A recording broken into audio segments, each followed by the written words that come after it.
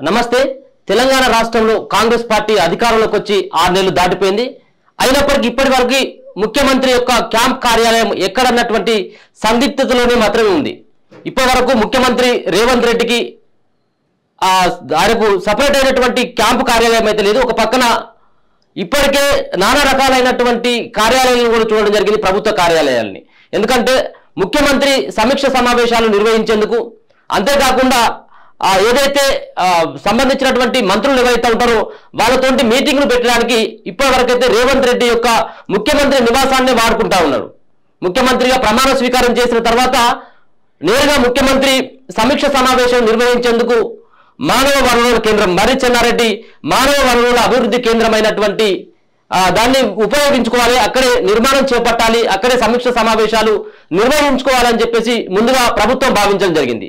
అదే నేపథ్యంలో అక్కడ కొంత ప్లేస్ను చూడడం జరిగింది. ఆ ప్లేస్ లో ఒక కొత్త నిర్మాణాన్ని చేపట్టాలని చెప్పేసి ముఖ్యమంత్రి భావించడం జరిగింది. అయినప్పటికీ 6 నెలలు కావస్తా ఉంది. ఆ సంబంధించినటువంటి అంశంలో ఎలాంటి సంబంధించినటువంటి వ్యవహారాలు నడవలేదు. అక్కడ కనీసం ఇప్పటి వరకు ఒక సమీక్ష సమావేశం కూడా నడవనటువంటి పరిస్థితి. కేవలం రేవంత్ రెడ్డి యొక్క తన సొంత నివాసంలోనే ఈ రివ్యూలు పెడతా ఉన్నాడు. ఇప్పుడు ఒక క్లారిటీ వచ్చినట్టుగా తెలుస్తా ఉంది. మర్రి చెన్నారెడ్డి మానవ వనరుల అభివృద్ధి కేంద్రమైనటువంటి MCHRDలోనే ముఖ్యమంత్రి క్యాంపు కార్యాలయం ఉండబోతా ఉంది. అతి తక్కువ ఖర్చుతో అక్కడ నిర్మాణాన్ని చేపట్టబోతున్నారు అన్నటువంటి వార్తలు వస్తా ఉన్నాయి. చూడాలి మరొకసారి. ప్రజా దర్బార్లో మరి సమీక్ష సమావేశాలు నిర్వహించేందుకు ప్లేస్ ఉంది కదా అని చెప్పేసి అక్కడ చేసుకోవచ్చు కదా అని చెప్పేసి కొన్ని ప్రతిపక్షాలు కూడా గతంలో ఆరోపించడం జరిగింది. మళ్ళీ కొత్తగా ఒక నిర్మాణాన్ని చేపట్టడం ఎందుకు?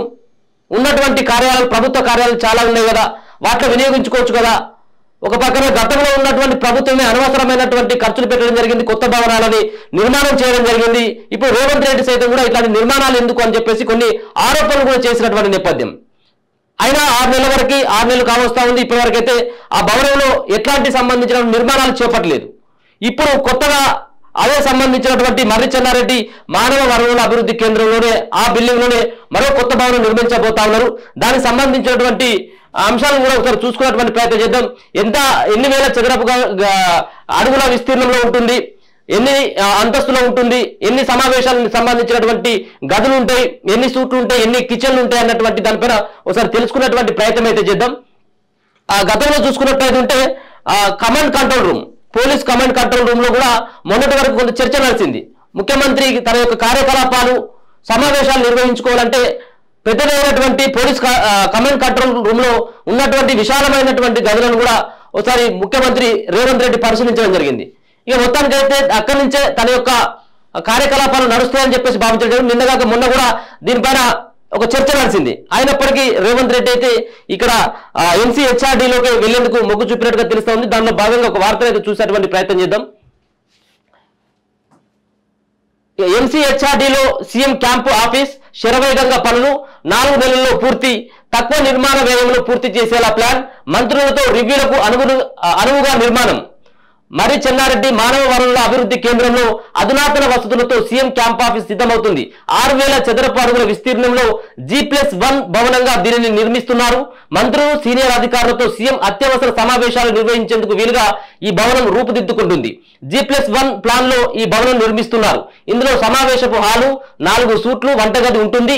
తక్కువ నిర్మాణ వ్యయంతో పూర్తి చేయాలన్న ముఖ్యమంత్రి సూచనల మేరకు రోడ్లు భవనాల శాఖ అధికారులు దగ్గరుండి పర్యవేక్షిస్తున్నారు. ఈ క్యాంప్ ఆఫీసును నిర్మింపజేస్తున్నారు. వచ్చే 3-4 నెలల్లో క్యాంపు కార్యాలయం సిద్ధమవుతుందని చెప్పేసి అధికారులు తెలపడం జరుగుతా ఉంది. దీంట్లో ఈ భవనంలో మరి అతి తక్కువ ఖర్చుతో నిర్మించేలా ఓ ప్లాన్ చేస్తా ఉన్నారు. 3-4 నెలల్లో ముఖ్యమంత్రికి అందుబాటులోకి వచ్చేటువంటి అవకాశం కనబడతా ఉంది. దీంట్లో చూసుకున్నట్టయితే 6000 చదరపు అడుగుల విస్తీర్ణం ఉంటుందట.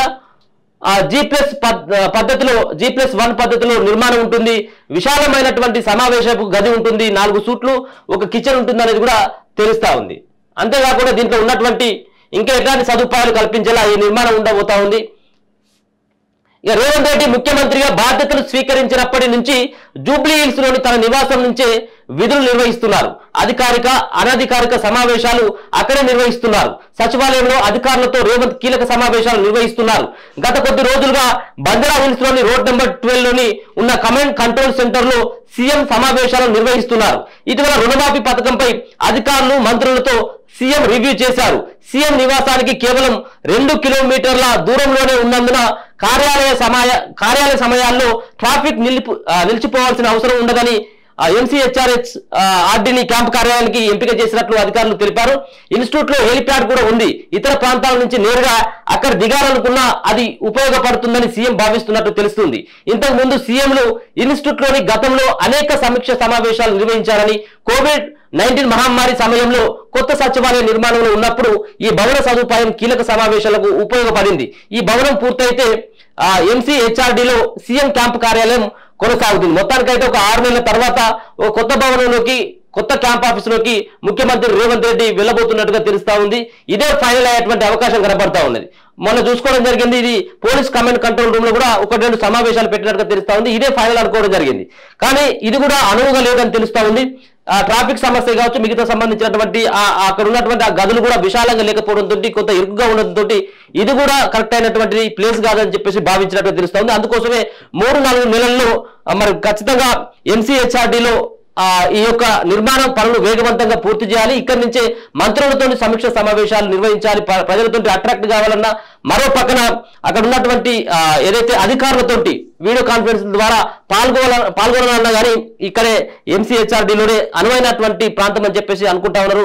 మొదటి నుంచి అయితే ముఖ్యమంత్రి 6 నెలలు ప్రమాణ స్వీకారం చేసినప్పుడు ఇప్పటివరకు అయితే క్యాంపు కార్యాలయం లేకపోవడంతో ఒక కొత్త క్యాంపు కార్యాలయం నిర్వహిస్తే అది అందుబాటులో ఉన్నట్టయితే ఒక పక్కన మంత్రులతో సమీక్ష సమావేశాలు నిర్వహించుకునేందుకు వీలుగా ఉంటుందని చెప్పేసి రేవంత్ రెడ్డి భావిస్తున్నట్టుగా తెలుస్తా ఉంది. మరో 4 నెలల్లో సీఎం క్యాంప్ కార్యాలయం, కొత్త కార్యాలయం మాత్రం అందుబాటులోకి అయితే రానుంది. చూస్తూనే ఉండండి మన తొలి వెలుగు.